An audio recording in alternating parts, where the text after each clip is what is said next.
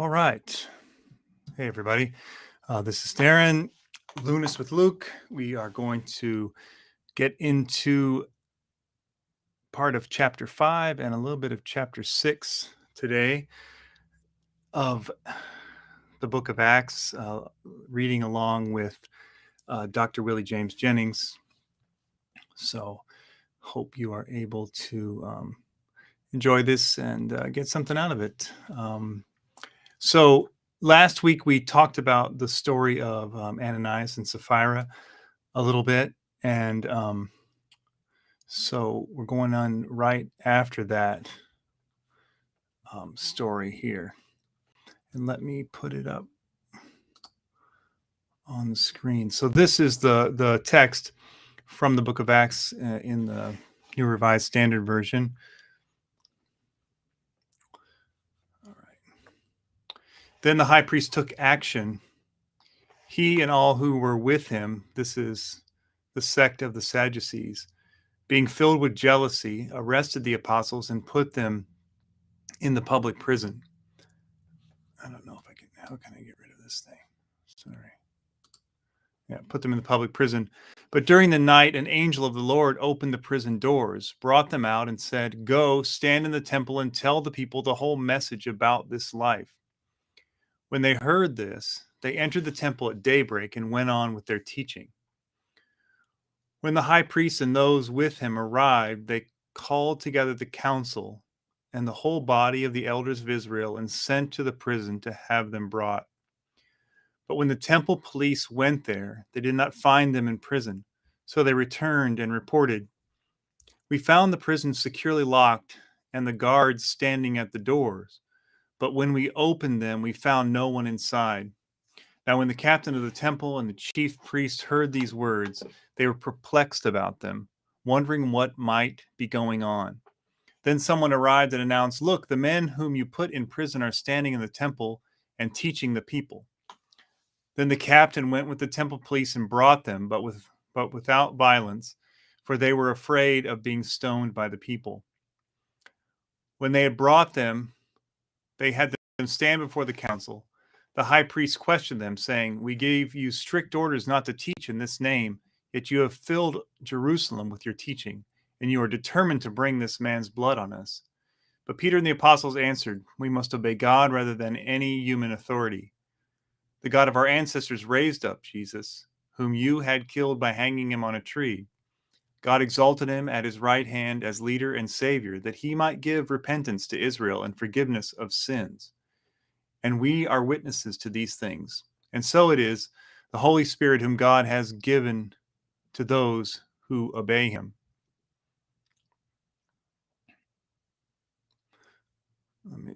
And we are witnesses to these things, and so is the Holy Spirit whom God has given to those who obey him.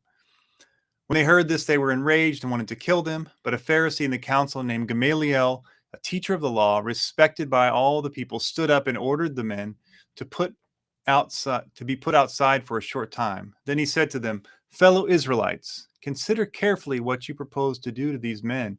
For some time ago, Thaddeus rose up, claiming to be somebody, and a number of men, about 400, joined him, but he was killed, and all who followed him were dispersed and disappeared. After him, Judas the Galilean rose up at the time of the census and got people to follow him, but he also perished, and all who followed him scattered.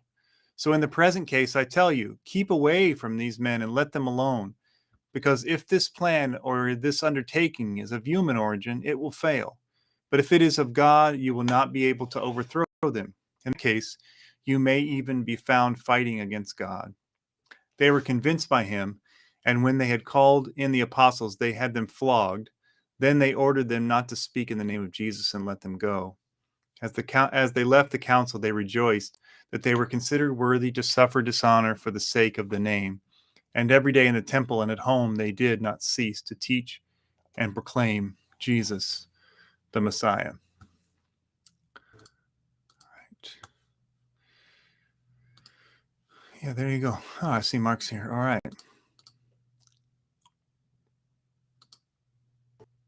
Hey, Mark. Hey, what's going on? Hey, all right. Not much. How are you? Oh, I'm hanging in there. What's going on? I was at your Not much. campus. I was at your campus Saturday for that public theology forum they had. Oh, okay. Yeah. Yeah, Is it yeah, good? yeah. It was pretty good. Yeah. Cool. Cool. Well, we're all alone Okay. tonight. Yeah, yeah. Yeah, It Marcy's. happens like that sometimes. Yeah, let me tell you, this has been a weird. The summer was kind of weird, and this I don't know. This beginning of fall has been weird as far as I don't know. It just seems busier than usual, or I'm just more tired than usual. I don't know, one or the other. I'm not Might be sure a which. combination. Might be a combination of both. It might be a combination of the two. Yeah, yeah, Anyway, yeah. So yeah, I know we had a little more that we might have talked about with the family stuff from last week, but I thought as we're getting closer to Advent and stuff, and maybe want to switch to some of those texts that might be in the lectionary that we might want to get as much of this in us as we could Okay, before the end of November. So that was kind of okay, the plan here, but okay. yeah, and I mean, I just was, of course, I mean, you pretty much turn to any page of this commentary and find something you can think about for a few days or a few weeks, probably, Yeah, you yeah. know. That's for sure. Um, uh, but I was just thinking about, I think just this, I mean, I just put this up here, the wrong tab here. Sorry, let me move it over.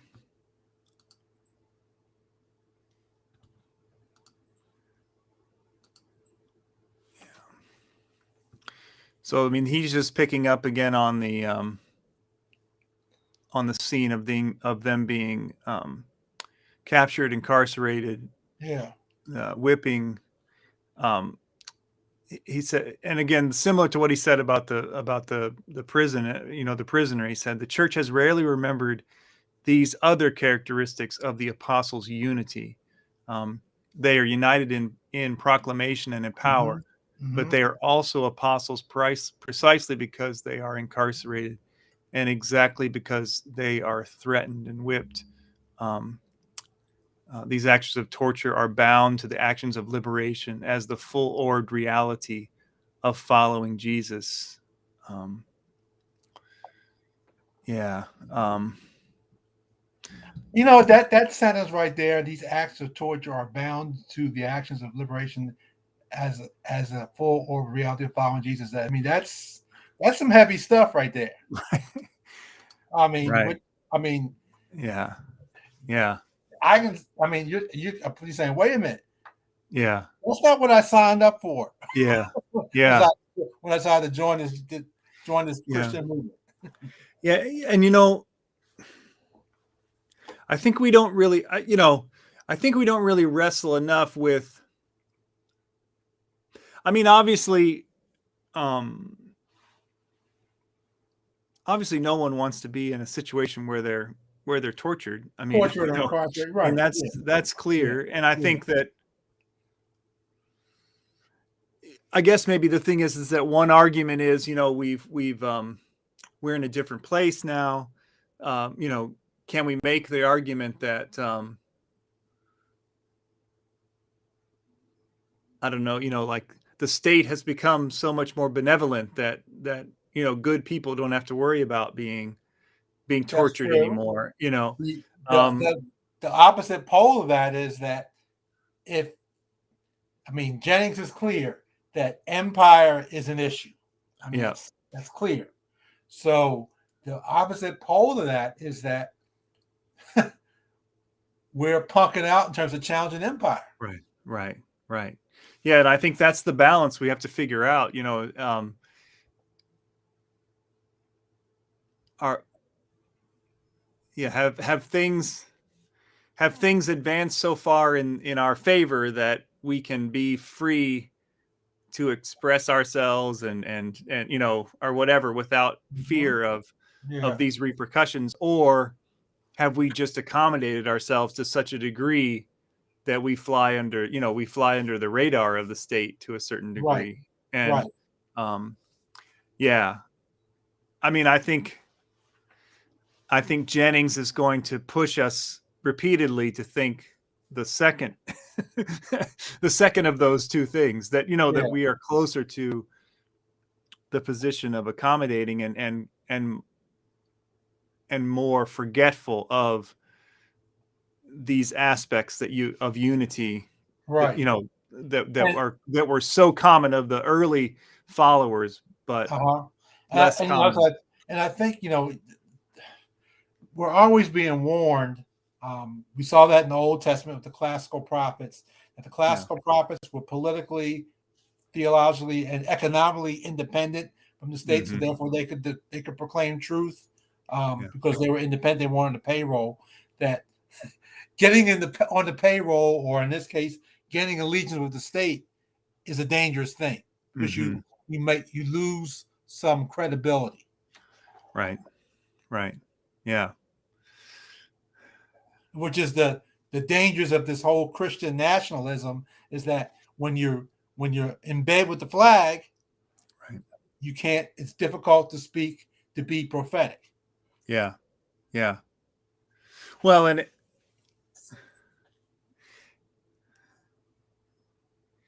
yeah, and I think really the hard, I guess, one thing I wonder about, I guess, in this is that clearly the early movement that's being talked about here was very deeply connected with and made up of people that were on the lower rung of of this Okay, society, that were, you know, right, that were not only the subjects of the empire, but the subjected, you know, and exploited by the empire. empire, So, yeah, you know, so is there a way that we have we've lost that connection with the people who are, you know, that face the torture and the, you yeah, know, and the oppression and yeah, the you know, and all of that, that we don't think it's, that we don't think that's going on, but it's just the fact that we're not in relationship, or not in communities of care and concern yeah. with the So people who are dealing with it, you know. yeah, so the question is, are we out of touch? Have we gotten too comfortable with our Hmm. social economic situation, Yeah. that we are out of touch with the issues that a lot of folks are facing? I mean, like this whole shipping folks to Martha's Vineyard thing, Yeah. you know, stuff like that. Yeah. You know, that we're just out of touch with that. And Yeah.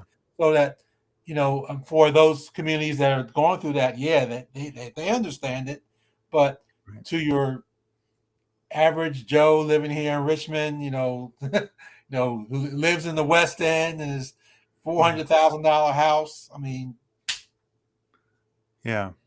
yeah, Yeah. Yeah. I think it's an interesting well, you know, I mean, and I guess the other thing, you know, I really struggled with this week too, because the text that I had to preach on Sunday was a difficult one, you know, mm, that took some of these issues of wealth and redistribution, you know, kind of straight to the point, straight yeah, to the point. You know what I mean? And I think that, you know, it's even hard, even reading commentaries, you know, like so many commentaries are written by people who come from, you know, enough privilege or enough station where they can go to school, go to seminary, go to, you know, go to a PhD, you know, and all of this stuff. And many times they're not connected with the people who need, who would give them a different perspective on these stories. And I think, Yeah. I'm always trying to find some way to hear, to hear those voices Mm-hmm. and to bring them, into the story, to bring them into what I try to do, Yeah. and it's just interesting. Like I've mentioned this book a few times before, but like I think about this. Is it on the flip again? Yeah. It's back. It's upside down, or There we go. Yeah, the yeah, yeah. gospel. So, What does it say? The the gospel. gospel in Solentinami, which is like this. The guy who collected this was a priest during the Sandinista revolution in Nicaragua, Okay. and it's just a collection of him and a bunch of peasants reading gospel stories together, and commenting on it, in the midst of this revolution, in the midst of trying to figure out how to be, create a new a new country together or something, and you just, I don't know, they, in some ways they just offer such a clear, straightforward reading of some of these stories, that commentators spend a long time weaving in and out and trying to make, to some degree, trying to make excuses, for why it might say something so, so straightforward. But Yeah. so yeah, I mean, I just feel like that in some ways we're not hearing the audience that some of these texts were written to, Wow. and some of the spirit that they come out of, and Is that's, is yeah. that is are we not hearing the cries from the text because we are too much baptized in the culture of capitalism, or I mean, or some other issues? Yeah. Or is it that is it partially also the scholarship involved? Is a scholarship of elitism? Some combination of these things. I mean, what do you think?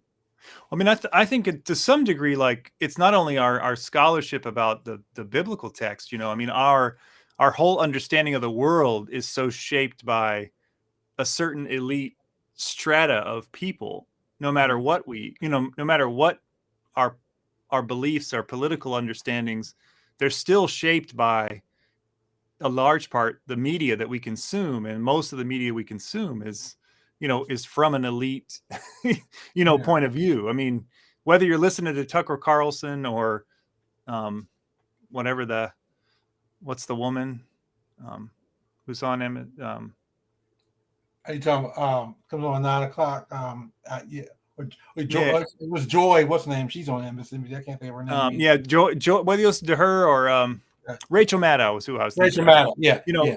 Yeah, I mean, these are all, the party, the groups they're hanging out with afterwards or during, or who's, I mean, these are not the groups of people who are going to be giving you this, they're going to certainly have a certain take on reality that comes from a different position, and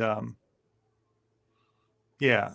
Well, I mean, I think about this, I think about this part of this quote here where he talks about, going back to this fully orbed reality, right? These actions sandwich the actions of the religious leaders who believe less in the power of God and more in the power of violence and prison to accomplish their goal of silencing these upstart preachers in Israel. Once again, however, Luke shows us that the new order will challenge even the power of the prison. I mean, there's a couple of things that strike you about that text. We talked about the religious leaders. Mm-hmm.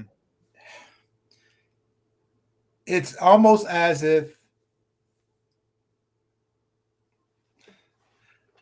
what's the Deuteronomy text?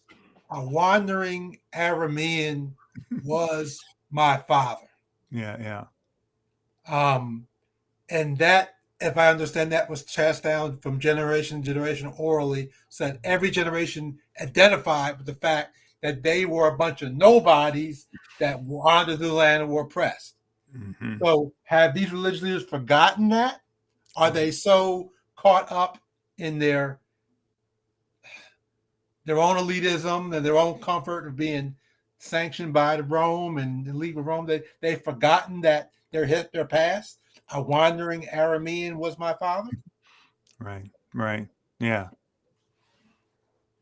Well, you know, I mean, I think maybe they read that text, you know, like we say, you know, the poor pilgrims landed on, you know, Plymouth Rock, and now look at us now. Yeah, You know, we've got all the power in the world. yeah, You know, yeah, they probably take it as some kind of, you yeah, know, rags to riches story. yeah. That's the point of it, is that they, you know, their humble beginnings, that they brought Yeah, themselves up by they're their forgotten. bootstraps, and Yeah. you know. But I mean, I think about, I mean, even these few lines about, you know, this juxtaposition between their idea, their understanding of power, that it relies on violence and the Yeah. prison, Yeah. and that Luke is saying that the new order will challenge even the power of the prison. Yeah. I mean, you just think about. I mean, I can't think of many churches that I've been in or have spoken to or heard about or anything who would recognize themselves as people who understood their tradition as one that challenges the power of the prison. You know, now they might challenge a few cases that they understand as being injustice. You know, they might, you know, to some degree, they might be down with, you know, reading Just Mercy Oh and yeah. identifying, Yeah. you know, 20 people who have been wrongfully incarcerated, and, you know, Okay. and thinking that they should be out.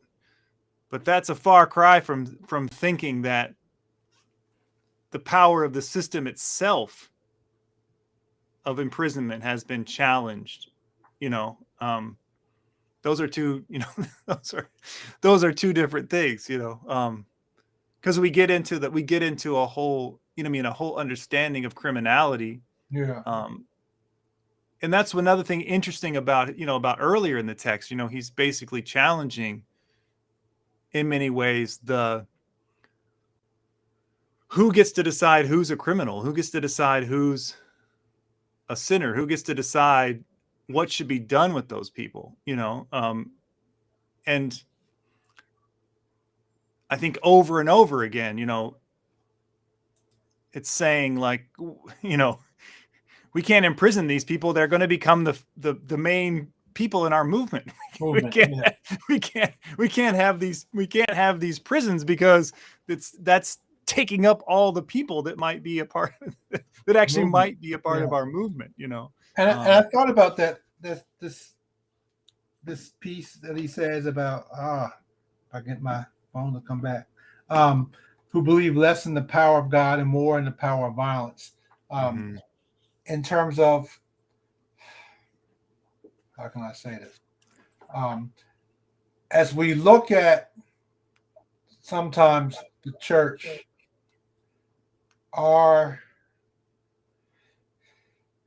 when we proclaim the gospel, are we proclaiming a gospel of peace, or are we proclaiming a gospel? I don't know why I got this echo. Let me turn. I don't know why I got this echo. Is our message one that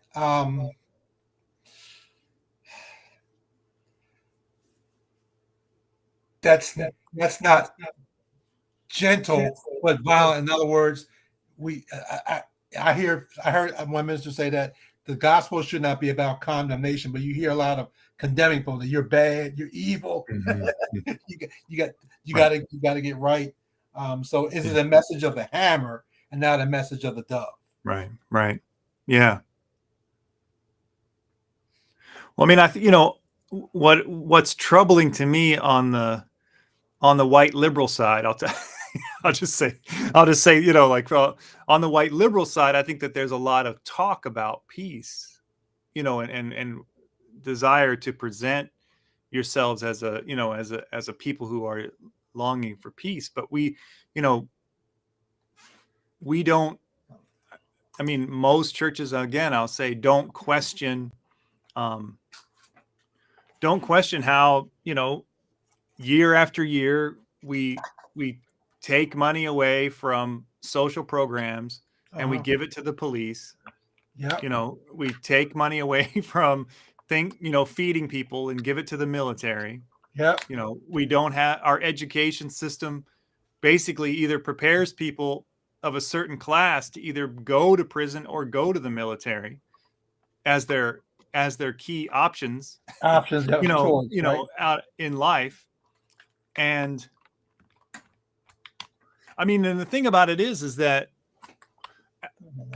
on the same side, it's the children of many of these like working class, somewhat liberal folks that end up working in the jails and working in the police departments, So it's interesting. I don't know. It's interesting to me. I don't know. It's like we don't see that as violence. We don't see the prison as violence. We see it as protecting us from violence. Is what we see. And that's the push when we think about we think about the push for in criminal justice, to push with especially the Republican Party being tough on crime. Right. Yeah. Well, and then you had the whole Clinton years where the whole point was they were going to be tougher on crime than any of the Republicans. That I mean, that's where you get the crime bill and Biden. I mean, that whole thing. It's like for some reason we decided that was the way to go. Well, and of course it's way easier to sell. It fits right in with American white supremacy, and it preys on fear. It works on fear. It doesn't really challenge any. It doesn't. It doesn't really challenge anybody. To change preys on the fear of the suburban white person living in their $500,000-$600,000 house that some hooligans will come break in their house or mess up their car or rape their wives. Well, it feeds off of the the working class voters in urban centers too, because there is crime there because there's a high concentration of people that don't have that don't have resources or don't have don't have options. Right. And so there is danger there. There is danger. And I mean, let's just a classic example. I mean, what's happened in my home city of Philadelphia? I mean, Philadelphia's on pace now to break its homicide record for last year. I mean, every weekend you got, you have 20, 25, 30 shootings every weekend. So when I look at the carnage, I'm not in denial of the fact that folks are dying on the streets, but what we're not discussing is what are the systemic issues that lead to the crime. Yeah.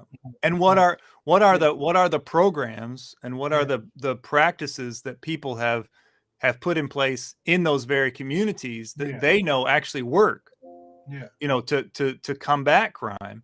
That don't get any funding or don't get any help because we're too busy building prisons. I mean, same thing here in Richmond. It's the same issue. I mean, it's off the violence. The violence is off the chain, but we're not talking about what are the systemic issues that's leading to this violence. Right. Yeah. And of course the problem is that the the people who actually have some solutions that might work are the people that the government doesn't want to give money to, Right. um, Right. I mean, that's just, that's just the facts. I think there's been an interesting study about, a program that, I think it was like the Nation of Islam in like Camden or something like that, Hmm. that they started, some kind of intervention program that was actually Yeah. really successful, but you know, you're not going to get a lot of federal dollars going to Oh yeah, I mean, we going look to the at Nation of history. Islam. We look at what the Nation of Islam did back in the '60s and '70s. I mean they, or what the Black Panthers did. Right, I mean, right, yeah, they worked for a lot of inner city folks, who kids and young folks, and turned a lot of them yeah, around that right. nobody else could touch. Well, and I think it's you know the thing about this, with this text too. I mean, what is feared, right, more than anything, is a bunch of people who believe in the power of a Yeah, liberating God and aren't afraid of your violence or your prisons, or aren't, yeah, or are not going to be swayed yeah, by those forms of coercion. yeah. And And also we got the human issue that a lot of these folks fear loss of power, loss of right.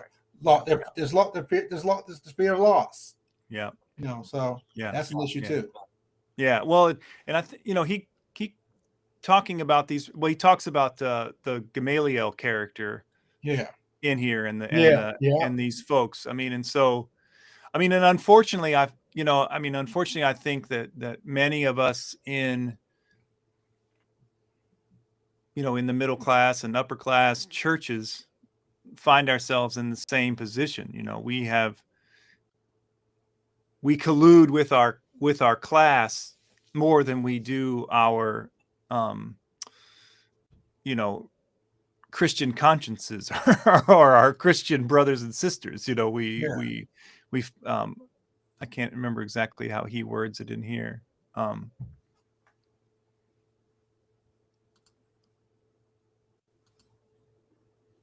I probably won't find it right off the bat, but yeah, but there is something to this. There is something to, I think maybe that's something that the church, maybe there's some way to use these texts, and to use the New Testament texts and Acts texts to talk about the different forms of violence, because I think that most people in the church know that they're not supposed to be like just outright violent. Yeah. Like I think most people in the church have at least like listened enough to know that they're supposed to be nonviolent, Right. But But to I think recognize, sometimes, I think I alluded to this earlier, that we're not aware of some of the practices or some of the things that happens are violent. We're not aware yeah, of yeah, the yeah, um, you know some of the words we use, or some of the mhm, ways we treat folks, um, are violent. right, So that folks come to us with trauma and pain, and we traumatize them even right, more. Yeah, yeah, yeah, yeah. yeah, Well, I mean, I mean, I would say that, I mean, kind of a systematized, um, hunger is violence. I mean, not ensuring that everybody has enough to eat is a kind of violence. yeah, And it's systemic. It's something that we could choose not to do. You yeah, know, um, so I mean, you'd only have to think about just, a hungry child to know that, that's violence. yeah, That's that yeah, in your, yeah, um, I mean, in many ways, like the way that, the situation in most public schools, in urban areas, it's violence. It's not the violence that someone might practice upon you there, that's one of your fellow students. It's the fact that, like, that this education system is allowed to be inadequate. It's allowed to, siphon off most of the resources to, Yeah.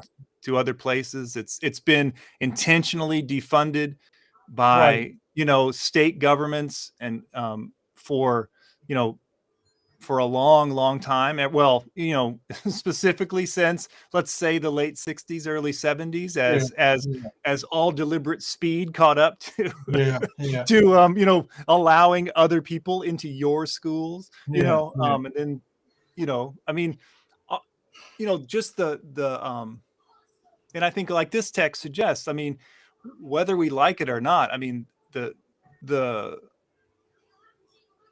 we don't even think of it as a last resort. We think of it like our first resort to say that we deal with any deviation from what we call, upright citizenry, is to throw you in jail.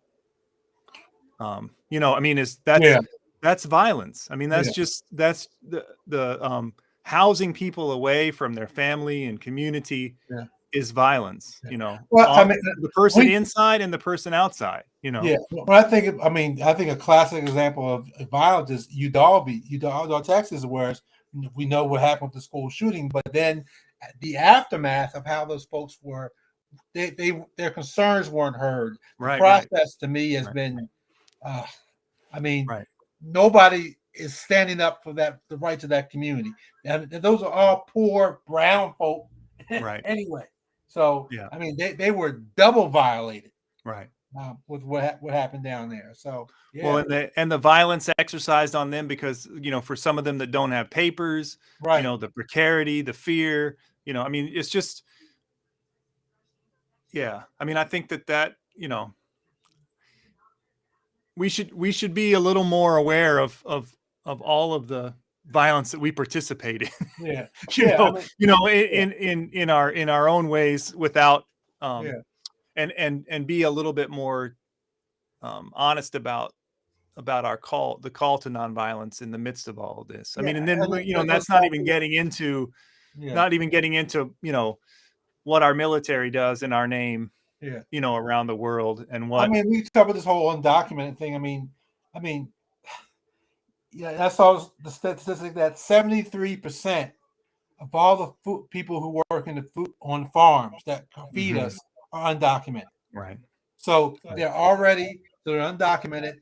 They're not subject to any labor or fair laws protection. Right. They're always looking out for ICE. And then, but yet, if it wasn't for these people, I wouldn't eat tonight. Right. You wouldn't eat tonight.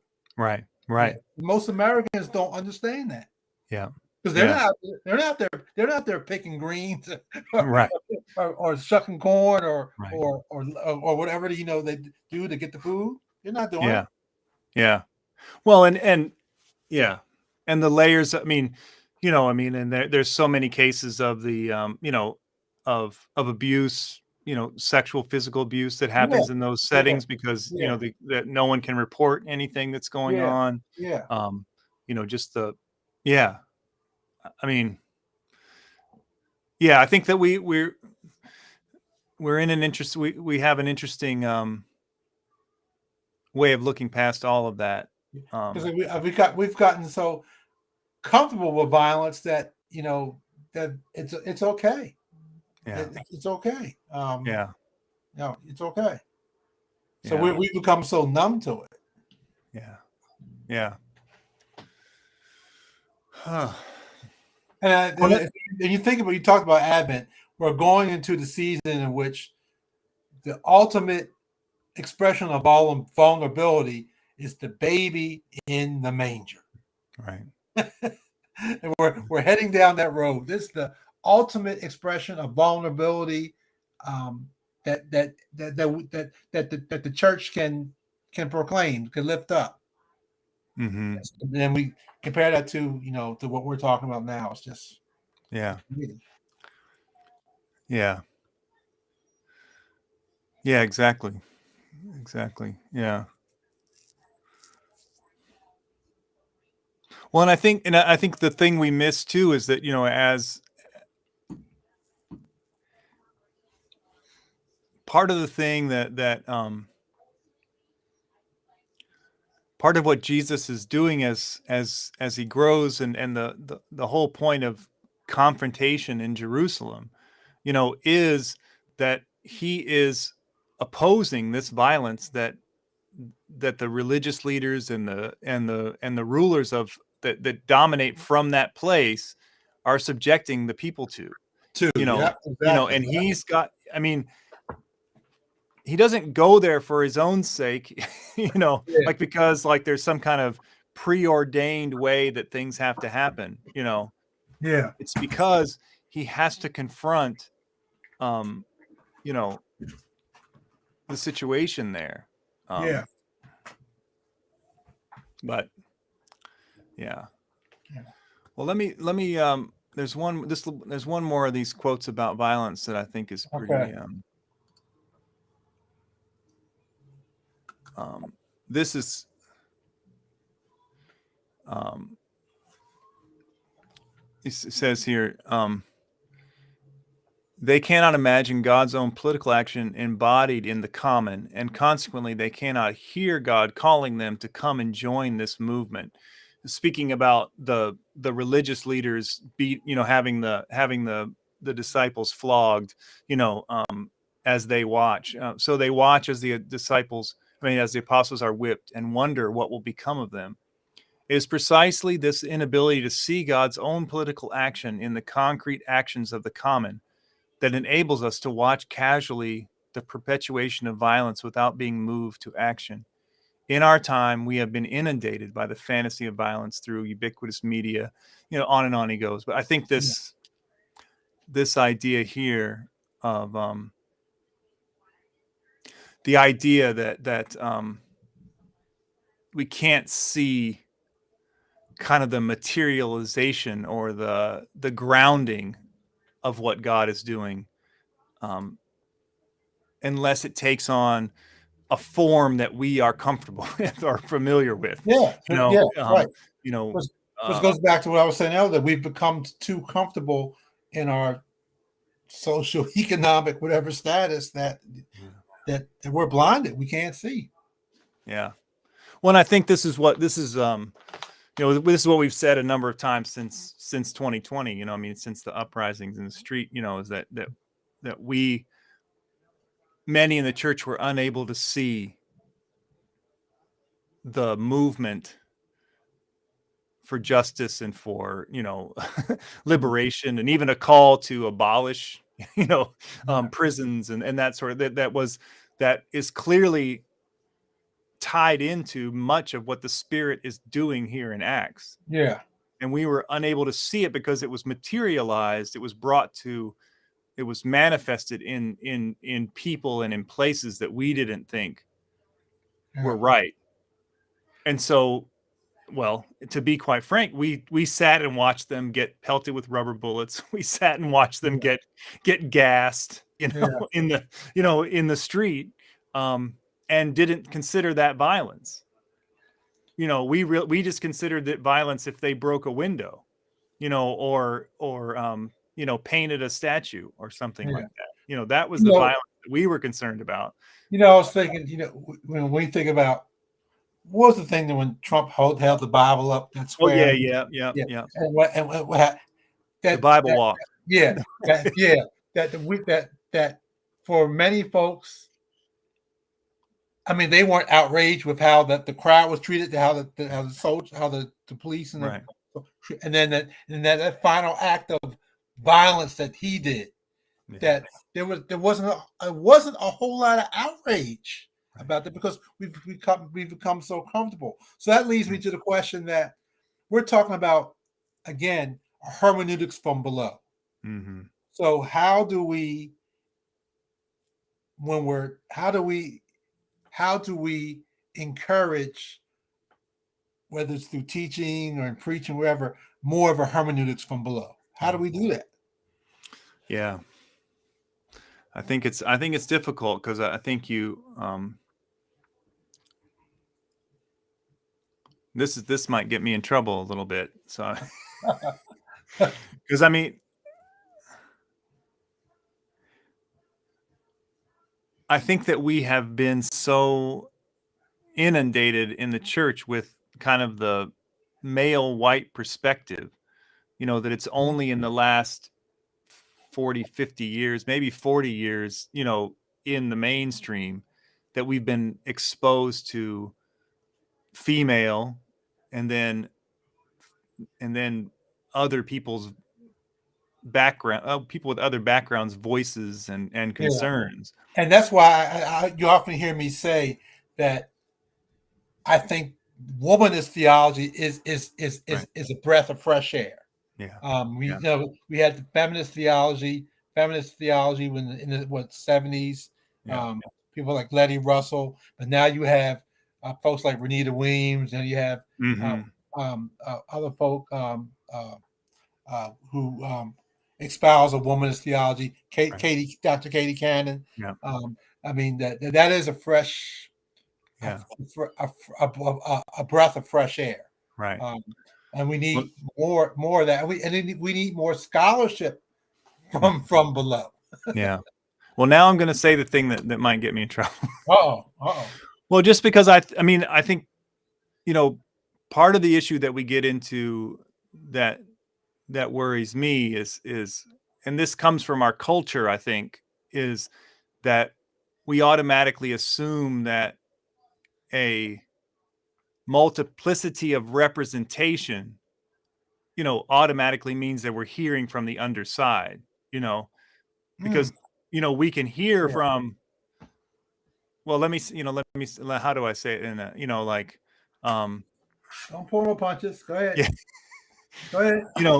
You can listen to the voice, you can listen to the voice of, say, if there's some someone speaking from the place of, maybe Central America, or Cuba or something like that, or there's someone speaking from the place of I can't think of a good example that that goes. I mean,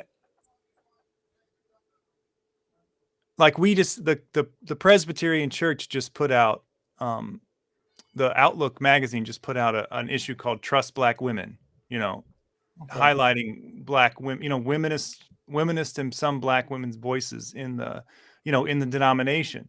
And I mean, everyone, all the things, all the people that are in there are great and good people to listen to. And I don't have any criticism necessarily against any of them, but I think like there's some ways that we get into a position, like if we could read a speech by Kamala Harris and or whatever, but that's not hearing from the underside. That's hearing from someone who is a minority or, or whatever in the position that they're in, but they're not necessarily speaking from the underside. You can have representation of different voices, but that's not a guarantee. That's not a guarantee you're hearing from the underside, So I mean, like unfortunately, the book you lifted up. I mean that will be hearing from the other side. Gustavo Gutierrez. I mean would be. I mean, those are the voices. Or a Facebook friend of mine used to do a book, a series of Lenten meditations that are around issues of justice, and some of her contributors were LGBT theologians, and you read some of their stuff. It's wow. It's good stuff. But who wants to hear? Who in the church wants to hear from an LGBT theologian? Right. Yeah. They might like to. They might not mind hearing it as long as they don't know who it is. Who it is? Yeah. Tell them it's yeah. So, well, I guess for me, I just think that we need as much. We need to hear from as many voices as we can hear, as we can hear from, Yeah. but we also need to be listening for. I think we have particularly in our society, the way that it's structured and the way that things are set up, we have to hear from people from the class beneath us, or the Yeah. the mass of people, Yeah. and probably ones that will not that don't have an academic voice because Yeah. they've been blocked out of And those some of that spaces. and some of that might be in the hip hop community. Right. There's some in the hip hop community that do express issues and raise issues that are just as prophetic Right. as what you might read from King or somebody or whatever. Right. So yeah, there's some of that, but we need to find a way to encourage more voices from below to speak. Well, and I know I sent it kind of late, the video that I sent, but Yeah. one of the things that I would say about one of the things that comes up in that is one of the things that both of the folks in that return to is and this is what reminded me is from this section was the voices and the testimony and the lives of political prisoners, Mm-hmm. especially people coming out of the Black Panther Party, Yeah. the Indian movement in the 70s, and the reason why they talk about that is because in a way they had a prophetic voice and understanding of the situation that really hasn't changed. Mm-hmm. The situation hasn't changed since those times, Yeah. I mean, and there's a reason why they're still in prison. It's because their analysis and their understanding and their willingness to, speak in the face of violence and act in the face of violence is still remains something that we should that we need to pick up on. We need to hear their voices. We need to understand what they went through. We need to understand what the state was willing to do to them. Yeah. To keep them silent. Yeah. Because in a way they're the ones that are offering a prophetic voice, that we don't hear. And you can't, you're not going to find someone from a more undersigned position than, someone who has had everything taken away from them, even, some of them, even their contact with other humans for, significant portions of their lives being thrown into solitary, Yeah. When the seminar, I went to Saturday, the lady showed a video about, we talked about solitary and how, and the folks are not aware of how dehumanizing that is. Yeah. I think, I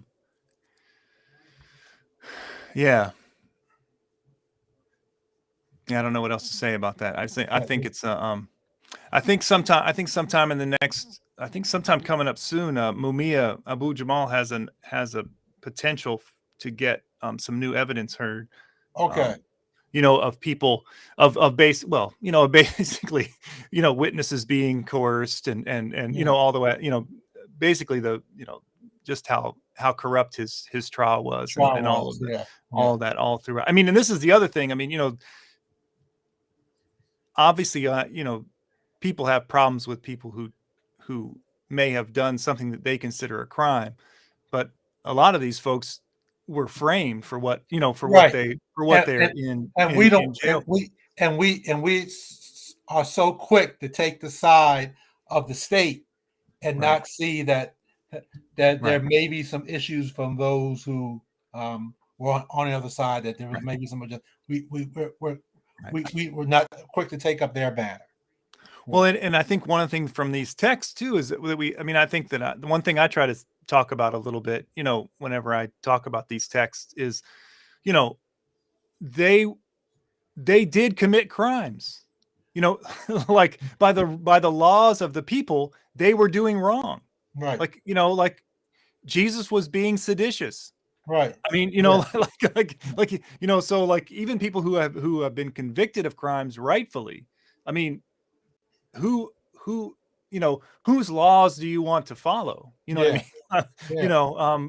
I think that there's a yeah, and the other thing that comes out in that video a lot, is just they talk about she talks about how in studying and communicating with some of the folks, some of the political prisoners, just how just the the depth of love that they operate with, their total commitment to people, Yeah.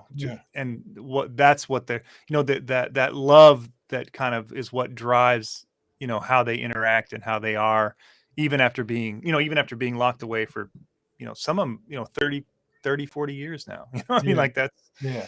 that's pretty crazy, but, Yeah. Yeah. yeah.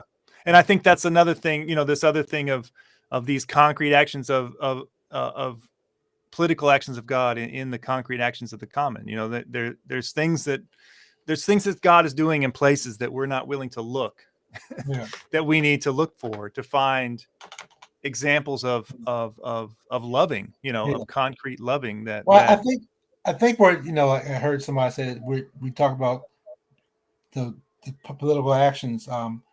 We don't see. We think of politics. Politics has, of course, has a bad name. But we don't see God moving on the side of the marginalized as being a political thing. right. We don't want to see that. We don't want to see that. So Yeah, yeah. I'm just gonna put that link in case if anybody watch this later, they can go and watch it. But yeah. Yeah. All right. Well, Mark, I don't remember what Well, I think next time we what have we to talked do that. about.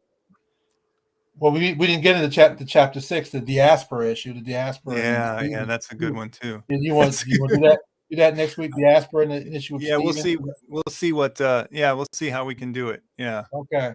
I don't remember what I had put up there for. Yeah. But it sounds like to me that when we get to Advent, you want to go back to the Luke text, or we're just gonna. Well, I was thinking maybe go to the Matthew text for because we start Matthew in A in year we switch to year A in Advent. So there's some good. The Advent text, so that I haven't looked at the lectionaries of the Advent text are mostly Matthew texts. Yeah, I think they. Yeah, I mean, it goes back and there's a couple. It's gets a few other things thrown in there, but is the commentary series on Matthew in this series is it pretty good? That's a good question. That's a really good question. I don't know if I'm familiar with. I was looking to see who does the commentary for Matthew in the series. Yeah, and whether they even have one. Yeah, I'm sure they have one. Because sometimes these don't come out. You know what I mean? They come out in whatever order, whatever order they want them to. Sometimes they have it inside the books.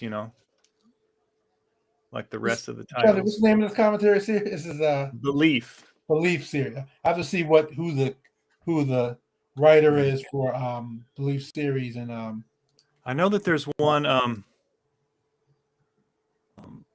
I know there's another series. It's like Brazos or something like that I think had a good Matthew, but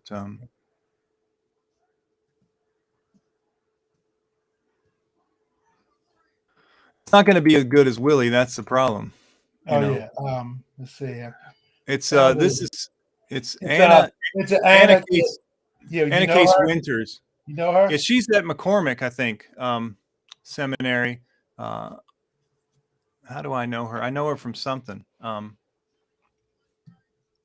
she has an interesting. She has an interesting.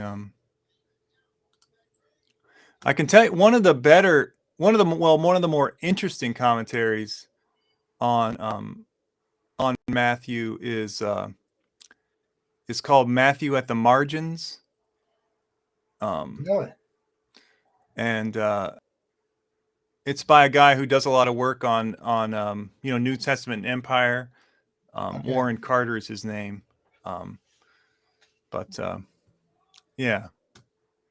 Well, and we'll see what Marcy says, after she does her she's got to do her ordination exam on Matthew, so she'll have really? Yeah. Oh, really? Some text in Matthew, so that's what she's getting ready for next week. Is that her exam is next week? Yeah. Oh I think wow. she gets it on the weekend, like Okay. I think you get the text on a Friday, and then you have the weekend to prepare, or Okay. a few days prepare a sermon and a whatever. Okay. So Okay. yeah, Oh, we got some time, but we got some time. yeah, But okay, but we know what we're gonna do next week. Okay, cool. yeah, Okay. and we'll see. Yeah, because I think I initially thought of skipping a few things Yeah, forward you did. after that. You did when you sent the outline. You did. Yeah. Yeah. I can't I think find that. I can't find that Matthew in the margins in Amazon, but I don't know. Yeah, it's probably it's probably one of those oh yeah, I think this the Ethiopian eunuch section, I think, was what I was going towards. That's a real interesting section that he has there. Well, You can imagine what you still want to do the diaspora piece next week, and I'll tell then you what, I'll take a look at this, and maybe we'll figure out maybe we can figure out how to combine the two of them, and okay, not dwell so long, okay, because we did what we did we did three paragraphs today. okay, yeah. Yeah, but very rich anyway. All right, well, thanks, Mark. Appreciate All it. right, good stuff, man. Yeah. All right, good See to you see next you. week. Yeah, indeed.